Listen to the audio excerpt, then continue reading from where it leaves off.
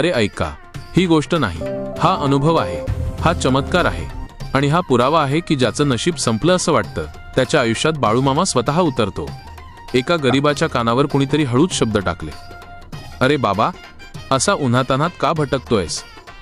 आदमापूरला जा, तिथं माझा बाळूमामा बसलाय. तुझा फाटका संसार सुखाचा झाल्याशिवाय तो स्वस्थ बसणार नाही. त्या शब्दांनी काळजात ठिणगी पडली. पदरात गरिबी, खिशात एक पैसाही नाही, पण मनात मामाचं नाव धगधगत होतं. त्याने गावातल्या एका श्रीमंत शेतकऱ्याकडे दिवसेंदिवस फुकट राबायचं कबूल केलं. कामाच्या मोबदल्यात उसने पैसे घेतले आणि पाय अनवाणी, डोळ्यात पाणी, तो थेट आदमापूरच्या वाटेला लागला. त्या पवित्र मातीत माझी माऊली मेंढरं घेऊन बसली होती. हा भक्त चरणांवर झुकला आणि मामा क्षणात ओळखून गेले. या लेकाच्या घरात अन्न नाही, गरिबीने गळा आवळलाय.